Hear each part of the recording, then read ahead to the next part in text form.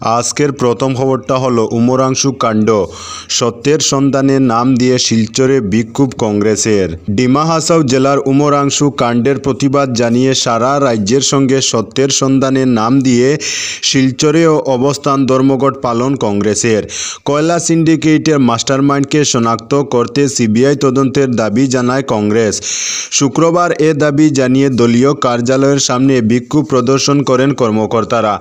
বিক্ষোভ চলাকালে শিলচর জেলা কংগ্রেসের সভাপতি অভিজিৎ পাল বলেন, কংগ্রেসের এক প্রতিনিধি দল ঘটনাস্থল পরিদর্শন করে পুরো বিষয়টি খতিয়ে দেখার পর জানতে পেরেছে ডিমা হাসাও অটোনমাস কাউন্সিলের সিইএম দেবলাল গার্লোসার একজন ঘনিষ্ঠ কণিকা হুজায়ের নেতৃত্বে এই বৃহৎ সিন্ডিকেট সেখানে চলছে। এই সিন্ডিকেটের সঙ্গে আরও কে জড়িত রয়েছে তা খুঁজে বের করার পাশাপাশি সেখানের স্থানীয় ডিসি ও এসপিকে তাদের পদ থেকে বহিষ্কার করার এদিন দাবি তুলেছেন তিনি। বলেন, মুখ্যমন্ত্রী ডক্টর হিমন্ত বিশ্ব শর্মা নিজের দায়িত্ব এড়িয়ে যাওয়ার উদ্দেশ্যে কেবলমাত্র একজনকে ইতিমধ্যে গ্রেফতার করেছে। উমরাংশু কাণ্ডে সিবিআই তদন্তের দাবি জানিয়ে ঘটনার মূল অভিযুক্তকে গ্রেফতার করতে হবে এও দাবি জানান। অবৈধভাবে চলা এই মাইনিংয়ের পেছনে লুকিয়ে থাকা রহস্য প্রকাশ্যে এনে দোষীদের বিরুদ্ধে কঠোর পদক্ষেপ গ্রহণের আবেদন জানিয়ে দেশের প্রধানমন্ত্রী ও স্বরাষ্ট্রমন্ত্রীর হস্তক্ষেপ কামনা করেছেন। এদিনের বিক্ষোভে ছিলেন প্রাক্তন মন্ত্রী অজিত সিং, বরখলার বিধায়ক মিসবাহুল ইসলাম লস্কর, সেবাদল ইয়ং ব্রিগেডের নুরুল ইসলাম বরবুইয়া, সুনাই ব্লক কংগ্রেসের সভাপতি আখতার হোসেন বরবুইয়া সহ শিলচর জেলা কংগ্রেসের প্রত্যেক কর্মীরা। আজকের পরবর্তী খবরটি হলো দিগরখালে গাঁজাসহ মিজো যুবক আটক। গাঁজাসহ এক সুমো যাত্রীকে আটক করল পুলিশ।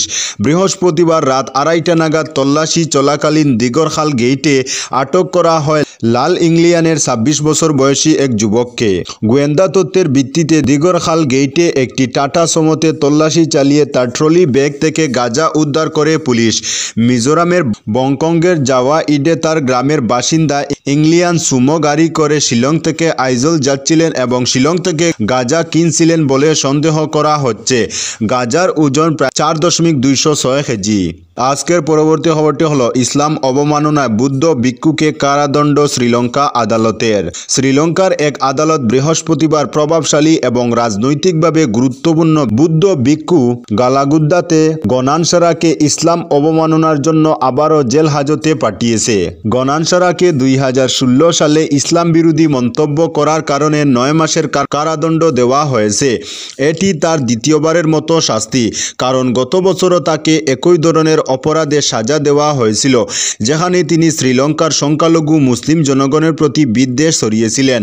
এর আগেও 2018 সালে গনানসারা আদালত অবমাননা এবং একটি কার্টুনিস্টের স্ত্রীর প্রতি ভয়ভীতি প্রদর্শনের জন্য 6 বছরের দণ্ডিত হয়েছিলেন, কিন্তু পরবর্তীতে শ্রীলঙ্কার তৎকালীন প্রেসিডেন্ট মৈত্রীপালা সিরিসেনা তাকে ক্ষমা করে দেন। তবে গোটাবায়া রাজপাকসের পদ ত্যাগের পর গনানসারার অবস্থান দুর্বল হয়ে পড়ে এবং তাকে নতুন করে আইনি পদক্ষেপের মুখোমুখি হতে হয়। আজকের পরবর্তী খবরটি হলো কাটিগড়ায় মাদক সহ গ্রেফতার একজন। কাটিগড়ায় মাদক সহ এক পাচারকারীকে আটক করা হলো। কাছাড় পুলিশের হাতে 3 কোটি টাকার হেরোইন সহ এক ব্যক্তিকে আটক করা হয়। বৃহস্পতিবার রাতে গোপন সূত্রের ভিত্তিতে কাটিগড়া সৌরঙ্গীতে অভিযান চালিয়ে একটি বাইক থেকে 34টি সাবান কেসে 442 গ্রাম হেরোইন বাজেয়াপ্ত করে পুলিশ।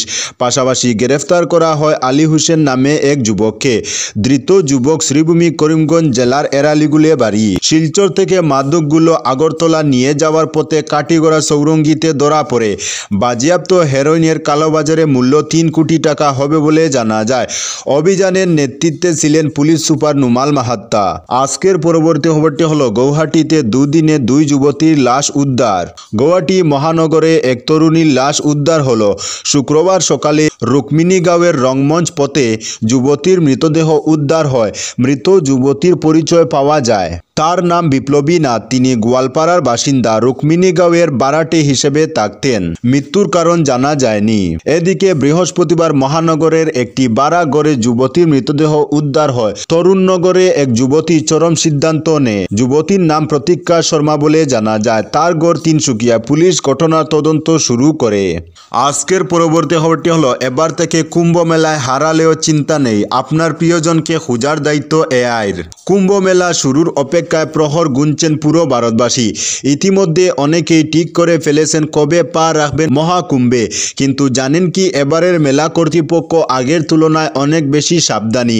এত বড় মেলা, প্রচুর মানুষের সমাগমে প্রতি বছর মেলায় এসে হারিয়ে যান অনেকেই। তাদের খুঁজে পেতে একদিকে যেমন কালঘাম ছুটে মেলা কর্তৃপক্ষের, তেমনি বেগ পেতে হয় পরিবারের লোকদেরও। এই পরিস্থিতির কথা মাথায় রেখে চলতি বছর কুম্ভ মেলায় ব্যবহার করা হবে কৃত্রিম বুদ্ধিমত্তা অর্থাৎ এআই। কুম্ভ মেলা কর্তৃপক্ষ এবং স্থানীয় প্রশাসনের পক্ষ থেকে বলা হয়েছে, মেলা চত্বরে কেউ হারিয়ে গেলে তাদের খুঁজে দেবে কৃত্রিম বুদ্ধিমত্তা অর্থাৎ এআই। তার জন্য তৈরি করা হয়েছে বুলে বাটকে কেন্দ্র। কিভাবে বুলে বাটকে কেন্দ্র এআইকে কাজে লাগিয়ে হারিয়ে যাওয়া মানুষদের খুঁজবে, এ প্রসঙ্গে তারা জানান, নিখোঁজ হয়ে যাওয়ার ব্যক্তির ছবির সঙ্গে তার সোশ্যাল মিডিয়ায় থাকা ছবি মিলিয়ে দেখবে এই প্রযুক্তি। এছাড়াও মেলা চত্বর জুড়ে থাকছে 1500টি সিসি ক্যামেরা ও এলইডি বোর্ড। হারিয়ে যাওয়া ব্যক্তির ছবি ফুটে উঠবে সেই এলইডি বোর্ডে। তাতে হারিয়ে যাওয়া ব্যক্তিকে খুঁজে পাওয়া যাবে আরও দ্রুত। উল্লেখ্য, মহাকুম্ভ মেলা শুরু হচ্ছে আগামী 13 জানুয়ারি থেকে, শেষ হবে 26 ফেব্রুয়ারি। অনুমান করা হচ্ছে এবার 40 কোটি দর্শনার্থী আসতে পারেন মহাকুম্ভে। তাদের নিরাপত্তার স্বার্থে এবার আরও বেশি তৎপর মেলা কর্তৃপক্ষ। আজকের পরবর্তী খবরটি হলো, দুর্বল হলো ভারতীয় পাসপোর্ট। বিশ্বের সবচেয়ে শক্তিশালী পাসপোর্টের তালিকায় 80 থেকে 85তে নেমে গেল ভারতের র্যাঙ্কিং। সম্প্রতি প্রকাশিত হেনলি পাসপোর্ট ইন্ডেক্স 2025-এ এমনটাই জানানো হয়েছে। প্রসঙ্গত, ভিসা ছাড়াই যাত্রা করা যায় এমন গন্তব্যের সংখ্যা অনুসারে 199টি দেশের পাসপোর্টকে র্যাঙ্কিং দিয়ে থাকে এই হেনলি পাসপোর্ট ইন্ডেক্স। জানা গিয়েছে, ভিসা ছাড়াই একজন ভারতীয় পাসপোর্টধারী 57টি গন্তব্যে ভ্রমণ করতে পারেন। এই ক্ষেত্রে ভারতের সঙ্গে একই র্যাঙ্কিংয়ে রয়েছে নিরক্ষীয় গিনি এবং নাইজার। এই তালিকায় শীর্ষে রয়েছে সিঙ্গাপুর। সিঙ্গাপুরের পাসপোর্টধারী একজন ব্যক্তি বিশ্বের 195টি গন্তব্যে ভিসা ছাড়াই ভ্রমণ করতে পারেন বলে জানিয়েছে এই হেনলি পাসপোর্ট ইন্ডেক্স।